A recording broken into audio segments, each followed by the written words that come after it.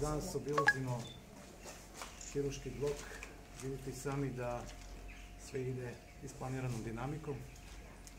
Ona je obaveza koje lokalne samouprave, to se privodi kraju, a to je parterno uređenje i potporni zid, atmosferska fekalna kanalizacija i hidratna mreža. Vrednost investicije koje lokalna samouprava finansira trojnim ugovorom sa Ministarstvom zdravlja i Evropskim progresom je 300.000 evra.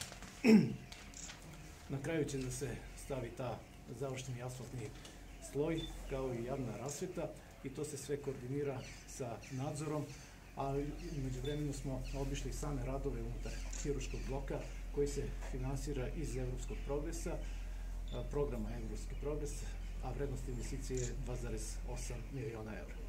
Pored toga, kako je rekao nadzorni organ, skoro je 80% radova na hirurškom bloku završeno, ali se nabavlja i oprema i polako se i ona instalira. Videli ste i mašinski deo, centralni kiseonik, centralnu klimatizaciju, centralnu klimatizaciju, i ja sam zaista prezadovoljan kako idu radovi i prezadovoljan sam i time da će naši pacijenti imati zaista najbolje uslove za lečenje, ali i lekari i zdravstveno osoblje najbolje uslove za rad.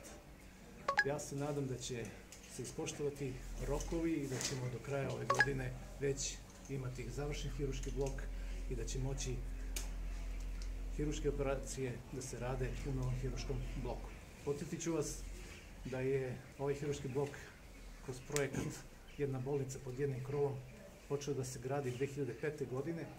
Radovi su stali 2012. godine i bukvalno bili konzervirani ovde, da bismo s zalaganjem svih uspeli da odblokiramo taj ceo proces i krenuli su radovi zvanično jula meseca prošle godine.